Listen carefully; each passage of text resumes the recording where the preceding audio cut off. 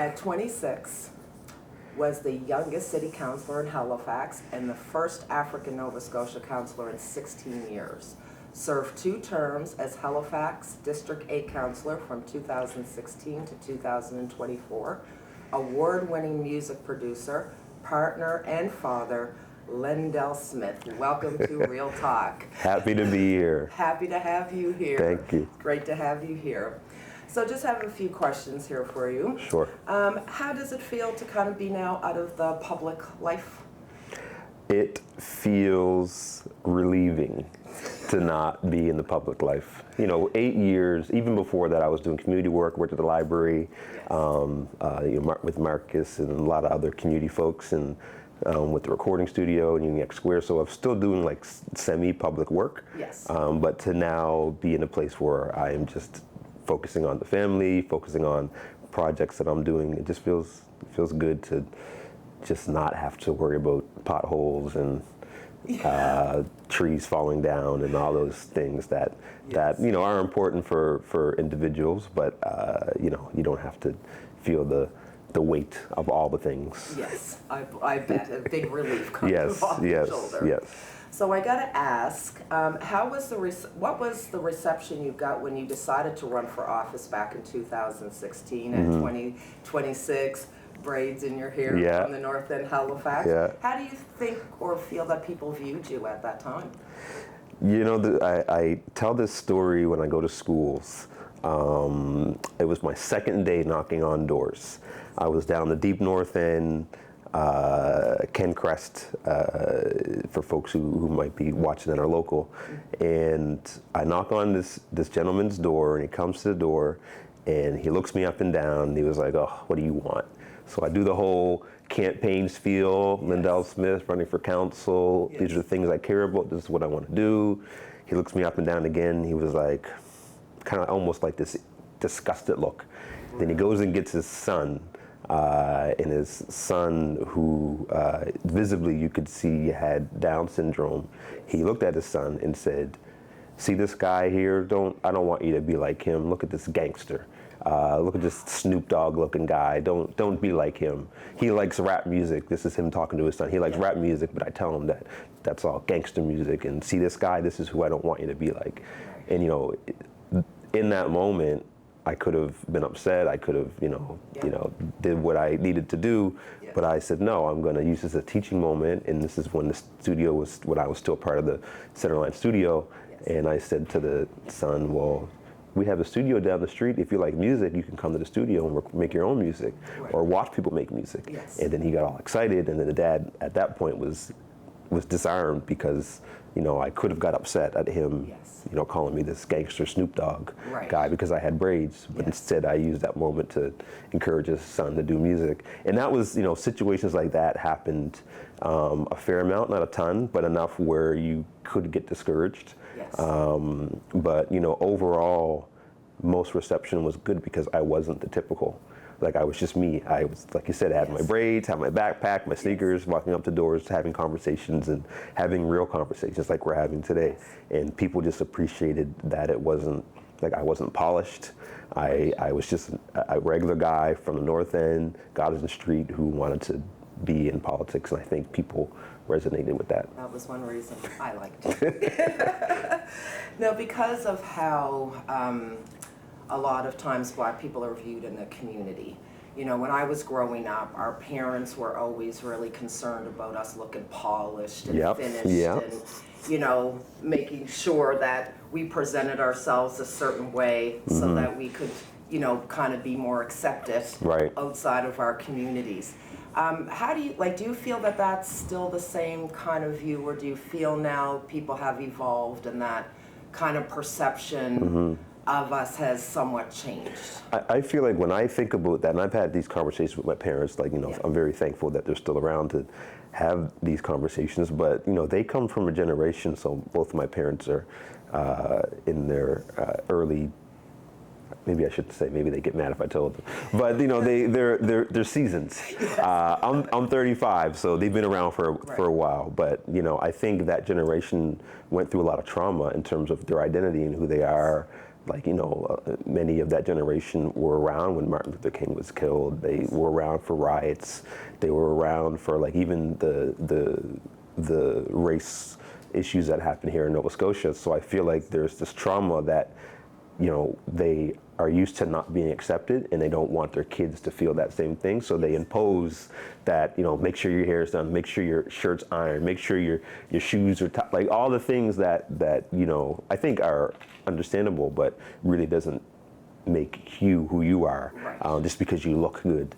But nowadays, I feel like it's so much more accepted for kids, especially Black kids, to just be themselves, and in generations have kind of embraced that. There's still, the stigma, and there's still, I remember recently a story of a young kid in a daycare where the daycare teacher took this little boy's hair and put it in a ponytail because it was too messy. It was a little black boy. So there's still that stuff still happens, unfortunately, but I feel like now it's just more accepted because, you go to a high school and you see Black kids with all kinds of different styles and whatnot, which you wouldn't see before. No, you wouldn't. And I'm really glad that we are getting to see more of that. So Lindell, tell me a little bit about your parents and your family history. Yeah. I believe that you do have some lineage both in North Preston as well as Africville. And if I'm right about that. Well, the Africville, there's like a distant, but my closest, because I think we all have some lineage in Africville in the sense. Yes. But yeah, my closest is to Preston Township. So North Preston, my grandparents, Merlin and Netta Smith. And then in East Preston, my grandparents, Leota and Tom Colley. So, I have roots in the Preston Township, and whenever I introduce myself, I make sure I say, born and raised North End, God's Street, but my roots are in the Preston Township because, those are very distinct communities in Nova Scotia, and, we have to continue to celebrate those communities. So yeah, that's it. Spent a lot of time in mostly the Preston growing up because my parents and my mom's still in the Hallelujah Praise Choir in St. Thomas Baptist Church. So spent a lot of time choir rehearsal nights at my grandparents, at cousins. So, North Preston is a huge part of my upbringing for sure. That's wonderful. Yeah, How did the church play a part in your upbringing, do you feel? Again, it's one of those things where you come from a generation where church was so important in the Black community. Yes. And so, I until I was probably 12, going to church and going to rehearsals and going to all the things because my parents were dragging me there. Right. And it wasn't until I got older where I kind of like envied it because I felt like, I've been here, done that. Right. But now as I'm older, I understand like how important it is to just, understand the role that church plays in the community.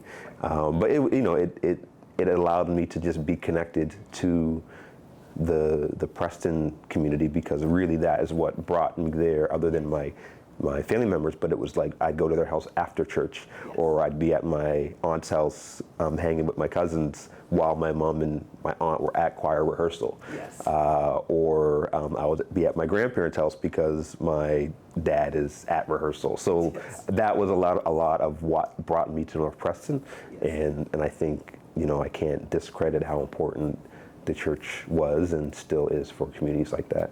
That's great. And you had said that you grew up on Gottingen Street, and what changes now do you see on Gottingen Street?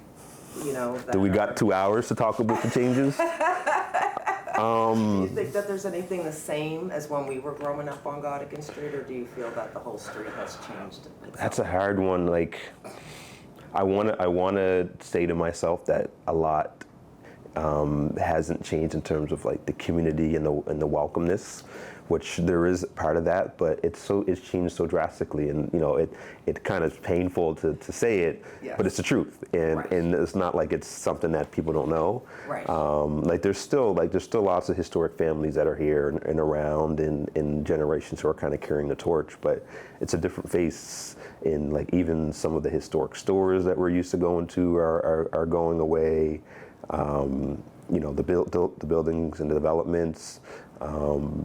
Many folks, there's, luckily there are some now, and it's like the co-op, right, where community members are being able to live there. But before that, not many except for the one on Creighton Street, the development there from years ago.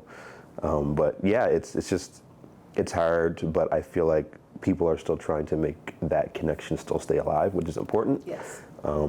But also it's different because a lot of those folks, especially my generation, where we have families, where we have work, we have responsibilities, so we can't just be hanging around because we got responsibilities. We can't, But I'm really thankful for organizations like 902 ManUp and places like the library and like Parents Resource Center, all those places that. Sorry, spitting on people. All those places that are still keeping that community vibrancy around. Yes. Now, there are a lot of African Nova Scotian community members feel that they have not been included in the recent economical boom in the north end of Halifax. Do you know why is that, and did you think that, was there anything maybe looking back that you might have been able to speak on or help in regards to that change with involving the African Nova Scotia? Oh yeah, so when I ran, that was one of the biggest aspects, was the fact that things were happening without us. Yes. And it was really happening on us. Yes. And the two things that I wanted us to do to kind of try to circle that and be part of it was for us to create social policies that allow community to be involved with processes, Yes. which through council and through support in the city we were able to do, and like think of things like the Windsor Street Exchange, where there are folks from like Preston and Dartmouth and Co-Harbor and East Preston who worked on that project because that was part of the contract. But then the other thing was community development agreements, Right. which was a more difficult one, and luckily REP is carrying that torch to try to the road to economic prosperity, Yes. REP, to carry that torch to get that work through. And we got really close years ago for the provincial government to allow us to do it, but then it kind of got pulled back. So now they're kind of focusing on changing that. So there was work that was trying to do. It's just, when you get inside, you realize, oh, there's a lot of levers that need to be pulled to get Yes. there. And, even things, the small things like increasing the notification area for developments was one thing that I advocated for, because, they were doing developments and not notifying people properly. It's like, well, make it wider, hold information meetings about developments in the community. Like, you can't expect people to go to City Hall, you can't expect people to go to, places like the Forum when the development's happening on Gottingen Street. Like, do it at the library, Yes. do it at the Y, do it where people come. Right. So, that was a model that changed. But the problem is, and this is like the biggest problem with how the city has their authority with housing, is we can't respond to what's happening inside. Right. We can only respond to what's being built, Yes. but the inside is provincial. And for the longest time, we were saying we want to be able to require affordable housing, we want to do this, but it took many, many years for them to even allow us to collect money. But we still can't make developers, make it affordable to like your income or whatnot. So hopefully the provincial government does that. But yeah, I look back and think a lot of work was started, but the levers are just so difficult, and especially when the levers are not yours, Right. and you have to try to convince someone else to pull them. Yes. Yeah. It is quite difficult. Yeah. Now, where the changes in the community have happened, do you see yourself staying in the community, or do you feel that at some point you may move out of the area? Oh, like I will be here for as long as I can. Like, I live deep north now, Right. but I still, like, a lot of what I do is in the neighborhood. It's just the thing that's only different is my parents moved from the co-op, which I grew up in, and now they're in Co-Harbor. Right. But still, my family members are still here. The library, a lot of businesses that I frequent, like Alter Ego's Cafe, Halifax Backpackers. All those places are still around. So I can't see this not being a place where I don't go. And now if it gets to a point where things like, hopefully knock on wherever there's some wood, like the library disappears, like places like the Halifax Backpackers, Community YMCA, like if those places for whatever reason disappear from the community, I could see that changing. But, as of now, there's still lots of reasons to be in the community. And, just because I live deep north doesn't mean that this is not still where my heart is, and again, still frequent. So I'm going to flip on to another different kind of side. So what's life now like as a family man with your kids and your partner? And it's, as I said before, being able to just focus on what I want to focus on, for now anyway, is a great feeling, in a sense of like my daughter, who's 15, she'll be 16 soon. For half of her life, I was a politician. So she was used to me being busy. She was used to me dragging her to meetings. Used to me, if we were in a grocery store or we're at an event, we'd have like signals where she could pull me out of a conversation.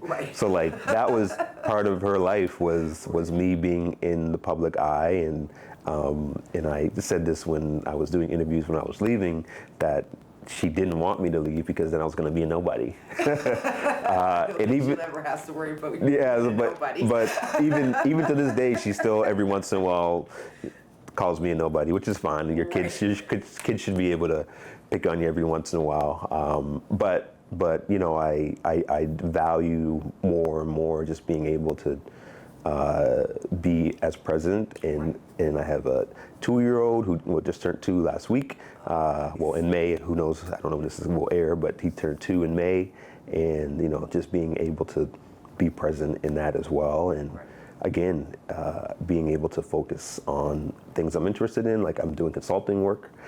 So being able to work with organizations, especially like community-based organizations, to support their work, it just feels good that I can just kind of be laser focused and not have a million things on the go. And during my time on council, at one point I was sitting on like 15 boards and committees, and I was chairing a handful of them, and I was doing the family thing, and other outside of council boards as well. So it just became a lot. And like even for me, I stopped using social media because I realized like that was also affecting how present I was in just my family and in myself. So yeah, it feels good to be where I'm at right now. That's great. Yeah. I wanted to get on a topic because as a Black father, in news, media, social media, sometimes there's a lot of negativity surrounding Black fathers. Right. And, but growing up as a child, did you have any specific role models growing up, whether it was from the park or UniX, where that, can symbolize the difference of, the stereotypes that Black men face as Black fathers? Yeah, that's so. I talk about this because there was a period in my life, it really was high school, where I realized what mentors really meant. There were people in my life who were present, and I'll mention them in a sec, who really encouraged me to do things, but I didn't realize like that was mentorship until later on. So like, for example, like before high school, the people who I was looking to were folks who most people wouldn't consider mentors, like the guys who were in the street. And that's because you see them every day, and you see what they're doing, and you see how people interact with them and respect them or don't. And the way that I looked at it was I knew that I didn't want to be there. So that was my, like, I don't want to be in that place, so I want to do opposite of what I see. Even though a lot of my friends and I hung around people who were into different things, I knew that isn't where I want to be, so I kind of used that as my mentor and my lens of I don't want to be there. Still, like it's still like the respect and the love for who you are and what you do, because that is also part of our story. It's hard for people who don't grow up in communities like ours to, like, how can you watch someone sell drugs or be involved with legal activity, when that's what growing up, and you don't look at what they're doing, you look at who they are and how they act and how they operate. And some people forget that some of those guys who were doing those things were also taking care of the communities, like taking care of the kids. You go in the corner store, they'd buy anyone that was in there, they make sure you guys, you got bread at home, you got milk? Yes. Grab yourself some. Like, that is stuff people don't really understand. And no matter how you want to phrase it, that is what we grew up to. So I saw the good that they were doing and the bad, and kind of used that. And when I got into high school, I realized, like, oh, when I was going to the library, like people like Marcus James or Sean Mantley, and Wade Smith, Malik Adams as a teacher in high school, like, I didn't know that those were men who were actually providing me mentorship while I was turning into an adult. Right. And also, because most of those men that I mentioned also had kids, and you'd see their family, and grew up with some of those folks. It's like, okay, this is I want to model myself to be an upstanding citizen and a man that supports their family, and so some of those are the names, but it wasn't until later on when I realized that the folks who were supporting me were actually providing mentorship. That's great. Yeah. So where you do mention the mentorship, and how that kind of helped you from steering away from life on the street, was there anything else that you would say in your life that kind of made you want to stay away from that, whether that be, you had discussed earlier about the church and your sense of family? Yeah, that's part of it. It also was, there were guys who were in the street who would say that this is not for you. Like, we see other potential. I tell this story, and I don't mention the name, but like, I can say it here because most folks will know.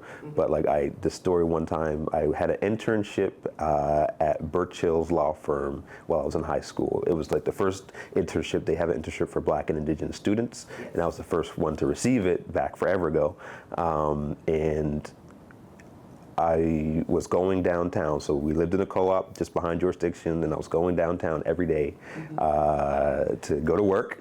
And I can't afford downtown lunch, so I'd either bring a lunch or I'd walk home, eat lunch, and then walk back downtown. And there was an individual, Mari Carvery, he saw me doing this. He was like, why you got this suit, you got this briefcase, like, where are you going every day and looking like this? And I told him, he's like, oh yeah, that's what you should be doing. And he gave me money. He's like, stay downtown for the next week or so. Like, just buy yourself a lunch, don't come back up the street because someone's gonna bother you, someone's gonna make you late for work. Like, you gotta make sure that you stay on a path like that. And there were so many people like him who just knew that I wanted to do something else. And if they saw me out too late, sometimes they'd be like, yo, you need to get in the house. Like, just go back in the house. And it was all out of respect. It wasn't them trying to like make me feel like a kid. It was like, we just don't want you to get caught up because we see that you got. They saw your greatness. Yeah. And I didn't think of it as that. A lot of times it's just like, man, why are these guys always picking on me? But it wasn't until later on, and even talking to some of those guys today, and he went through counsel, it's like they just knew that I had something else and I didn't need to get involved in what my friends and people were involved in. So that's great. That's wonderful. I've had similar experiences in that community. Right. Do you have any words to the youth who are inspired by what you've accomplished? Is there anything that you would tell them? I tell you two things. One is, don't be afraid to be you. Because as we talked about earlier, there's this stigma that you have to conform to what society wants you to be. And, sadly, as, Black community members, there is still many stigmas on us, still stigmas that we're not educated, or we're not articulate, or we can't think critically, all those things. And I just tell the youth, like, you don't need to live up to those stereotypes, because you can be all those things but better. But I also tell them, like, make sure you find your chair. And what that means is like when you think of like we're sitting on chairs right now, and a chair keeps you stable and hold you up. Find the person in your life that is your chair that will, no matter how heavy you get, no matter what you got going on, they are there for you and they'll hold you up and they'll stay sturdy. And when you find those people in your life, those are the folks that will keep you going and also, you know, keeping you wanting to do better. And you know, without my chairs in my life, my friend group, the people that I grew up with, like I feel like I wouldn't have been able to be where I'm at today and you know, be the father I am and be the family member and the friend without those folks who kind of kept their finger on me to support me, but also like hold me accountable to when I'm doing good and when I'm not doing good. Yes. So what's next for you? Where do you see yourself going now that? I don't know. You know, my path is written, but I don't know it. It will be showed to me when the time comes, and I know that there is something ready for me. But in terms of what I'm doing, I wrote the LSAT not too long ago, so I hope to go to law school in wherever that will bring me in the end. But also just using the skills that I gained from 8 years of politics, just like I said earlier, support organizations who, you know, need policy work or creating strategic frameworks, just really to make sure that they're operating in a way that allows them to be around for a long time is really what's become a passion of mine. But yeah, I really don't have an answer for that other than I hope it's keeping my hands busy. Yeah, that's great. And is there anything that we may have forgotten that you feel is important? No, I just feel like it's so important for folks to make sure that they keep people in their lives that are supporting them, but also making them achieve to do better. You know, if you have people around you that are just who are allowing you to just stay in one place, I think you need to reevaluate, because you want people around you who are going to always want you to do better, sometimes better than them. Yes. And it might be a competition, but it's all out of love. Yes. Yeah. No, that's wonderful. Well, I wanted to say thank you very much, Lindell, for coming in and seeing us today and sharing your stories and your experience with us. We are greatly appreciated, and we hope to have you back at another time. All you gotta do is call.